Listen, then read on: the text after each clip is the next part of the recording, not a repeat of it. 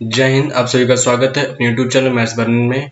आज हम करने जा रहे हैं क्लास 10th मैथमेटिक्स का वर्कशीट नंबर 1, जो कि चैप्टर है हमारे पास चैप्टर 1 रियल नंबर, एनसीईआरटी का चैप्टर 1 रियल नंबर। इस वीडियो में हम लोग उसको समझेंगे कि रियल नंबर होता क्या है, उसके रिलेटेड जो जो टॉपिक्स होंगे हमारे पास उनको भी समझने की कोशिश करेंगे और फिर हम करेंगे उनके क्वेश्चंस।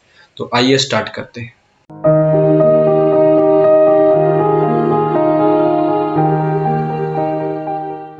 देखिए, जैसे कि सबसे पहला चैप्टर है पास रियल नंबर, तो समझ लेते हैं सबसे पहले रियल नंबर होता क्या है। इसको हम लोग हिंदी में पूर्ण संख्या भी कहते हैं। ठीक है, तो रियल नंबर वो नंबर होते हैं जिसके अंदर की रैशनल नंबर और प्लस इरेशनल नंबर दोनों आ सके। ठीक है, जिसके अंदर रैशनल नंबर और इरेशनल नंबर से जो चीज़ मिलके बनती है वो रियल नंबर कहलाती है। इसके अंदर हम दो तीन चीज़ें समझ लेते हैं। सबसे पहले रैशनल नंबर क्या होता है। रैशनल नंबर होता है जो कि हमने सिंपल पढ़ा, हम जो कि पी बापोन क्यू के फॉर्म में लिखा जा सके और क्यू की वैल्यू कभी भी जीरो नहीं होनी चाहिए। ये हमने क्लास 8 में 7 में बहुत पढ़ा है। ठीक है, और इरेशनल नंबर वो नंबर होते हैं जो कि नॉन टर्मिनेटिंग।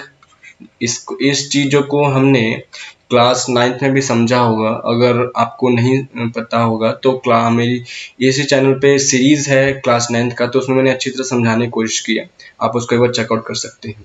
ठीक है, तो जो कि non terminating non repeating number जो होते हैं, नॉन टर्मिनेटिंग और नॉन रिपीटिंग नंबर्स जो होते हैं उनको हम इरेशनल नंबर कहते हैं। ठीक है, इसके अलावा जो नंबर रह गए वो सारे के सारे रैशनल नंबर में गिने जाते हैं। जैसे कि रिपीटिंग नंबर्स जो होते हैं एंड नॉन टर्मिनेटिंग, वो इसी के अंदर आएंगे। ठीक है, ऐसे ही बहुत से नंबर्स हो जाएंगे अपने पास।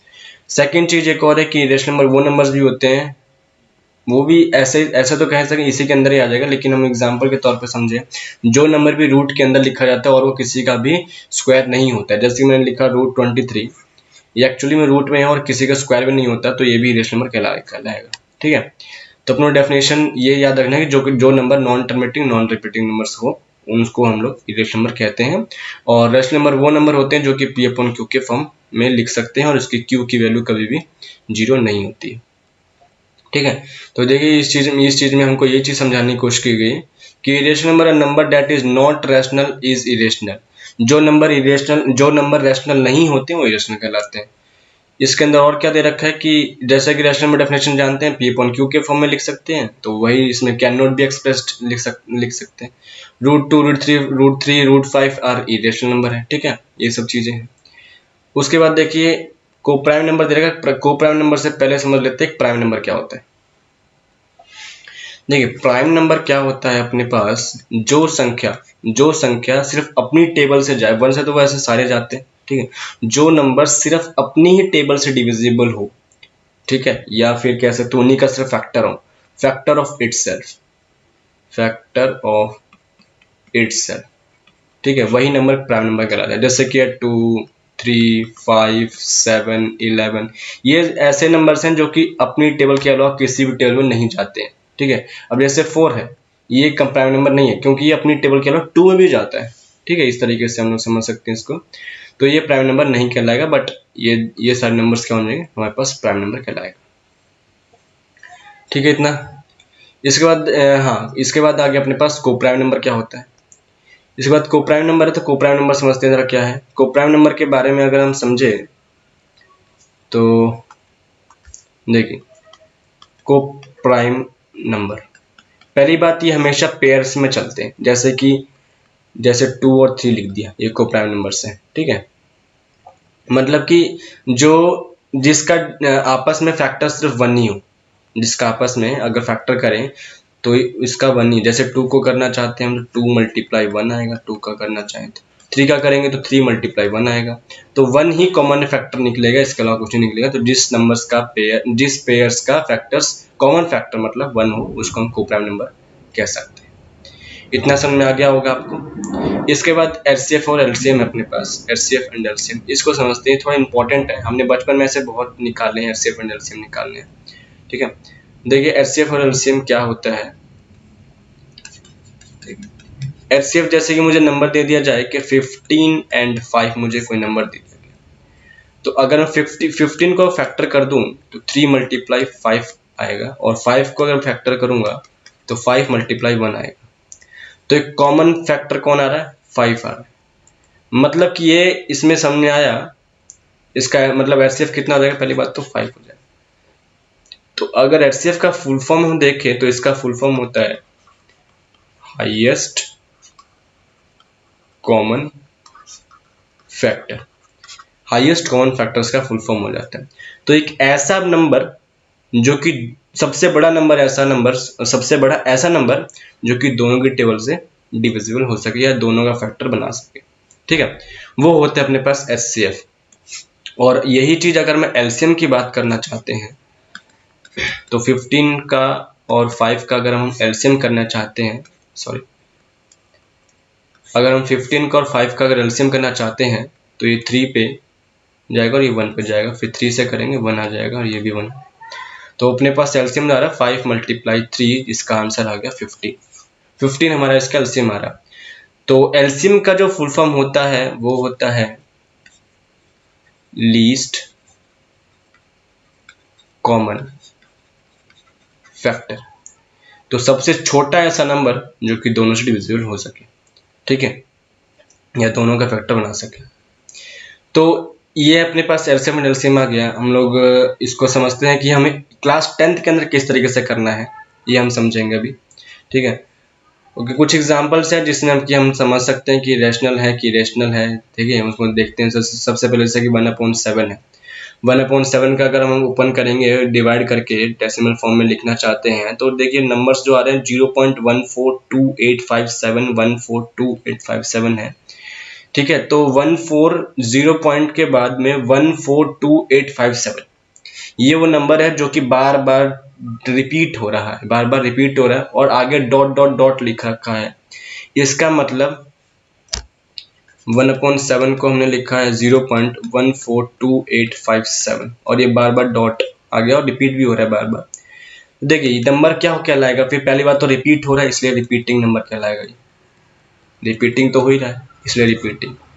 एंड क्योंकि रुक नहीं रहा है कहीं, इसका स्टॉपेज हमें नहीं, डॉट डॉट डॉट डाल रखा है, इसका मतलब स्टॉपेज नहीं, कितना भी डिवाइड करते होता रहेगा लेकिन जीरो कभी नहीं आएगा रिमाइंडर।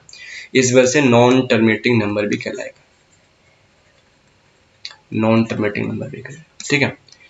तो repeating and non terminating number क्या होते हैं? ये नंबर होते हैं रैशनल नंबर्स, नेक्स्ट चेक करते हैं। नेक्स्ट है अपने पास, नेक्स्ट वैल्यू लेते हैं। नेक्स्ट है 3 अपॉन पता नहीं क्या डॉट डेसिमल में देख लेते हैं 0.375 लिख रखा हूँ, 0.375।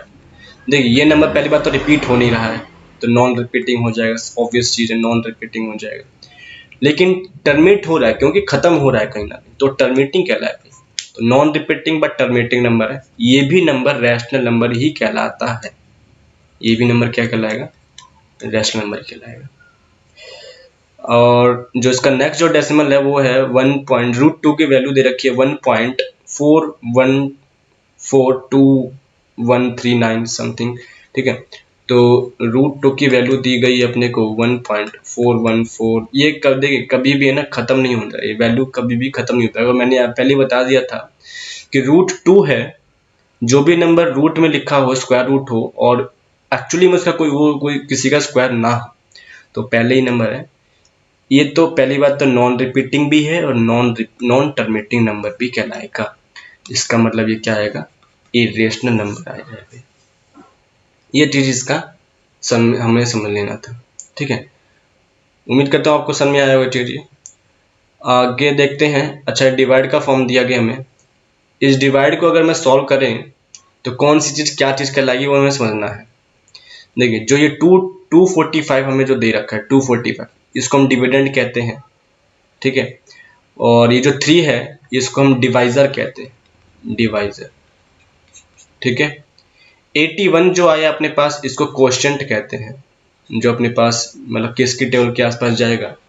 और जो नीचे जो 2 आया ये चीज कहलाएगा क्या? रिमाइंडर। ये चीज क्या कहलाएगा? रिमाइंडर। तो जैसा हमको इसमें सॉल्व करके दे रखा है कि 245 is equal to 81 multiply 2, sorry 81 multiply 3 आना था इसमें, ये मिस प्रिंट है इसमें, ये आएगा एक्चुअली में इस तरीके से आएगा, इधर से हटा के बताता हूँ मैं। एक्चुअली में इस तरीके से आएगा 245 is equal to 81 multiply 3 and plus 2, ये चीज आएगा एक्चुअली में चीज।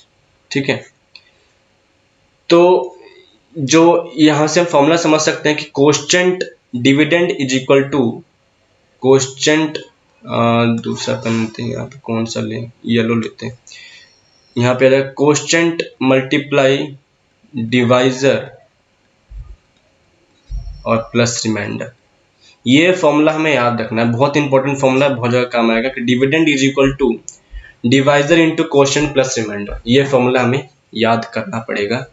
ठीक है, और इसी को ध्यान रख करके हमें सॉल्व करना है। आगे बहुत से क्वेश्चन हमें मिलेंगे इस तरीके से। ठीक है, तो ये था हमारे पास पूरा पूरा डेमो था जो कि हमने अभी तक सीखा है, सीखने का जो काम था। अब आ गया हमारे पास ट्राई योरसेल्फ। हमें कुछ क्वेश्चन दिए गए हैं, हमें इनको सॉल्व करना है। इनको देखते हैं कैसे सॉल्व होंगे चीजें। सबसे पहला क्वेश्चन देखते हैं। चलिए देखिए, तो सबसे पहला जो क्वेश्चन है इसमें ट्राई योरसेल्फ में कि right the division algorithm for 210 and 128। 210 210 और 128 128 के लिए हमें डिवीजन एल्गोरिथम का यूज करवाना है। देख किस तरीके से। सबसे पहला क्वेश्चन उठा लेते हैं यहाँ से, क्वेश्चन नंबर 1। 210 एंड 128 के लिए हमें डिवीजन एल्गोरिथम करना है। तो हम बचपन में कर रखे हैं ऐसे, शायद आपको पता हो तो नहीं, शायद पता है तो ठीक है, नहीं पता तो ध्यान से देख सकते हैं हम लोग इसका।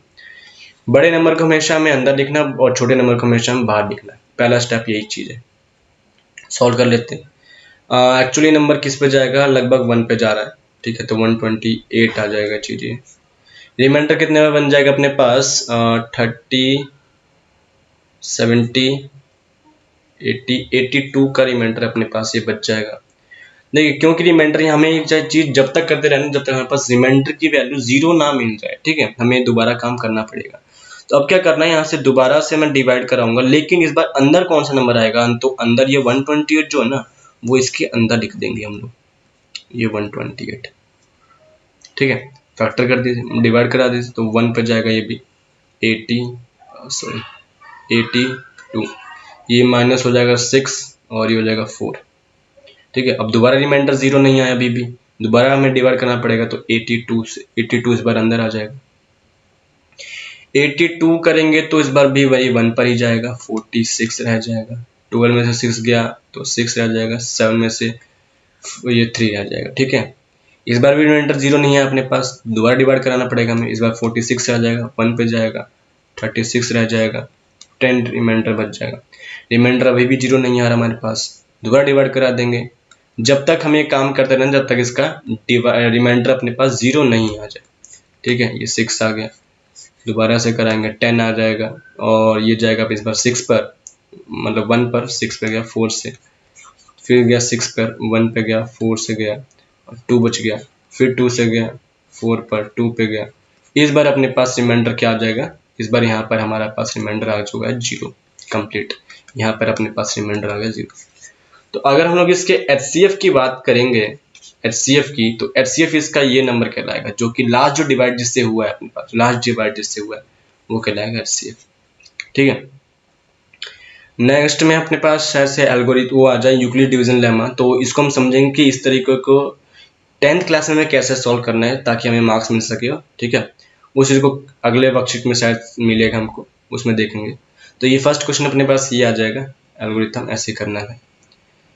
ठीक है, नेक्स्ट क्वेश्चन देखते हैं। क्वेश्चन नंबर 2 है अपने पास। क्वेश्चन नंबर 2 हमें दे रखा है कि find LCF and LCM of 112 and 86। HCF and LCM निकालना है 112 एंड 86 का। क्वेश्चन नंबर 2 हमें मिल चुका है यहाँ से। तो क्वेश्चन नंबर 2 हमें मिल रहा है कि फाइंड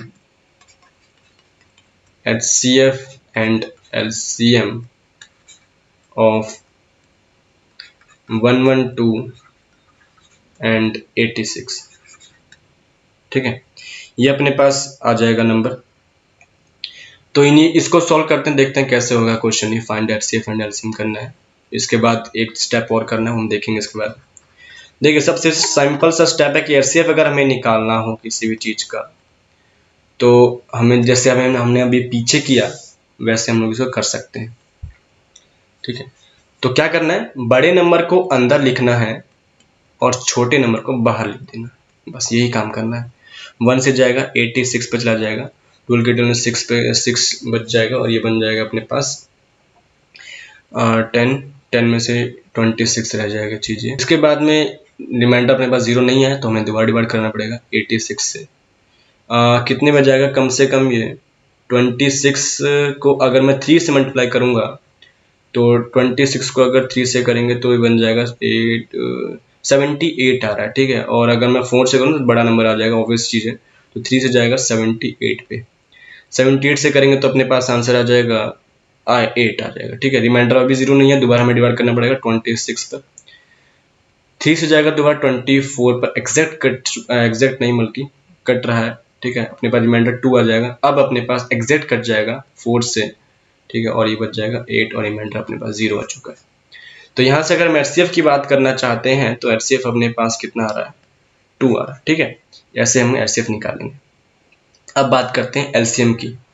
एलसीएम निकालने के लिए हमें क्या करना है, एलसीएम निकालना है ऑफ किसका, 112 एंड 86 का, ये हमें निकाल। तो क्या करना पड़ेगा कि इन दोनों को ना एक साथ हम फैक्टर करवा देंगे, एक साथ।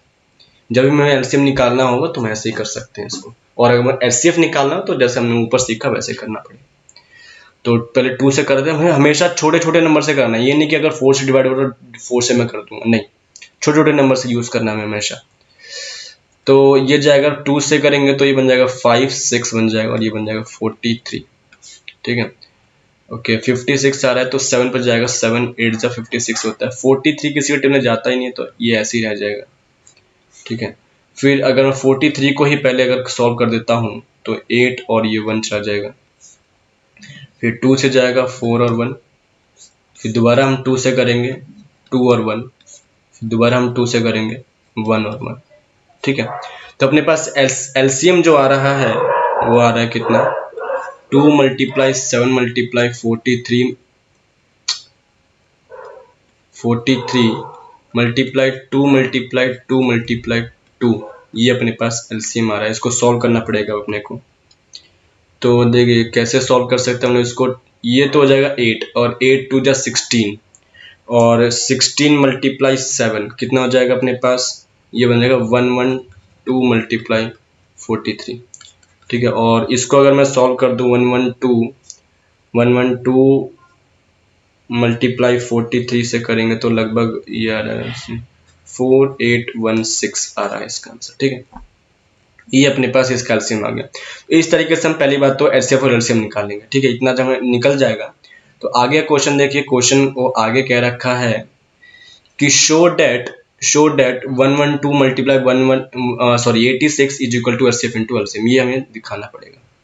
देखिए कैसे करना है। एलएचएस, अगर एलएचएस की हम लोग अगर पहले बात करें तो 112 × 86, पहले एलएचएस ले लेते हैं ना, एलएचएस। तो इसका आंसर कितना आ रहा है, इसको अगर मैं सॉल्व करता हूँ 112 × 86 को, तो यह आंसर अपने पास आ रहा है 9632। देखिए ये तो अपने जैसे हम सीखा वैसे ही करना पड़ेगा, इससे कोई ट्रिक समझाने लगा तो बहुत बड़ा लग जाएगा, और उसके लिए अलग से वीडियो बना देंगे कभी और अगर हम लोग आरएचएस की बात करना चाहते हैं तो ये आ रहा है अपने पास HCF × LCM, ठीक है। देखिए HCF अपने पास कितना आ रखा है आंसर, HCF की वैल्यू 2 है, LCM की वैल्यू 4816 है, तो × 4816, इसको अगर मैं मल्टीप्लाई करूंगा तो 9632 ही आ जाएगा। तो यहाँ से हम लोग कह सकते हैं कि LHS is equal to RHS, ये हमारे पास ऐसे प्रूव्ड हो जाएगा चीज़ें। इस तरीके से हम इसको कर लेंगे, ठीक है। नेक्स्ट क्वेश्चन की तरफ बढ़ते हैं। क्वेश्चन नंबर अपने पास है अब क्वेश्चन नंबर 3 है।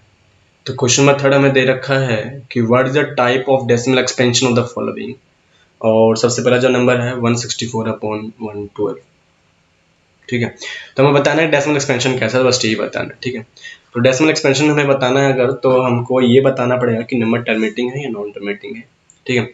तो सिंपल सा तरीका है, पहले तो जैसे नंबर है 164/12, इसको सबसे पहले तो हम सिंपलेस्ट फॉर्म कर देना है, जितना हो सकता है उतना कर देना। जैसे 4 के टेबल में जाएगा ये तो 41 बन जाएगा और 4 के टेबल में 3 पे जाएगा, तो अपने पास जो आंसर आ जाएगा 41/3, जो नीचे जो नंबर रह रहा है ना, ये 3 जो रह रहा है, यहाँ पर अगर 2 और 5, 2 या फिर 5 आ जाए, सिर्फ यही दोनों, ठीक है, या तो अकेला 2 आ जाए या अकेला 5 आ जाए या फिर ये दोनों भी आ जाए, तो नंबर टर्मिनेटिंग कहलाएगा।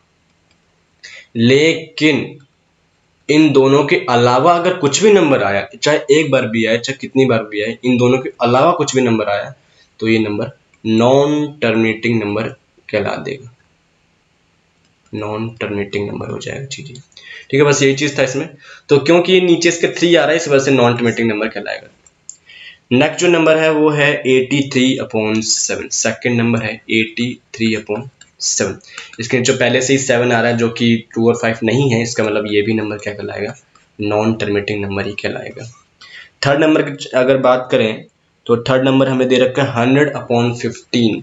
100/15, ठीक है।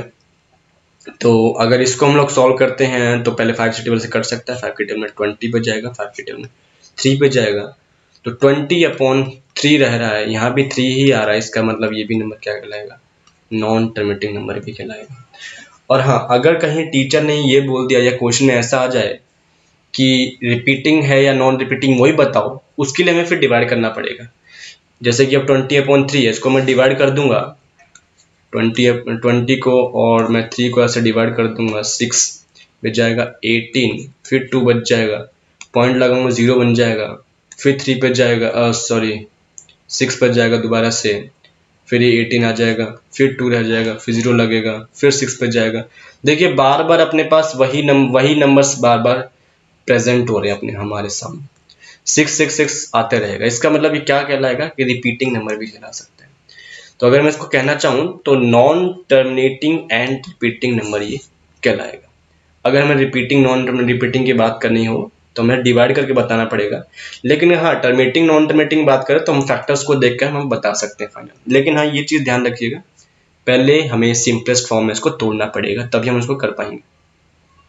ठीक है, तो ये था question number 3 and the question number last जो है क्वेश्चन नंबर 4 हमारे पास।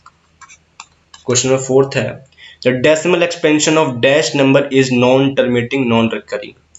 ये तो हमने डेफिनेशन ही देखा अभी कि जो नंबर नॉन टर्मिनेटिंग होते हैं, non terminating and non recurring, ये जो भी नंबर होते हैं वो क्या कहलाते हैं, वो कहलाते हैं इर्रेशनल नंबर। वो कहलाते हैं क्या, इर्रेशनल नंबर। हमने अभी हमें डेफिनेशन में देख लिया था इसको, चीज को, इस चीज को मतलब। ठीक है, तो ये हमारे पास वर्कशीट नंबर 1 जो क्लास 10th का है। ठीक है, इस तरीके से मेरे चैनल पर आपको क्लास 9 का वर्कशीट मिलेगा मैथ्स सेक्शन के लिए, और हर एक वर्कशीट मिलेगा आपको, और क्लास 10th का भी मिलता रहेगा इसी तरीके से। तो अगर आपको अच्छा लगे तो प्लीज़ इस चैनल को सब्सक्राइब कर लीजिएगा अगर आप नहीं हो तो, और लाइक कर दीजिएगा चैनल को, वीडियो को, और इसको शेयर भी कर दीजिए अपने दोस्तों के साथ। तो आज के लिए इतना ही, थैंक यू।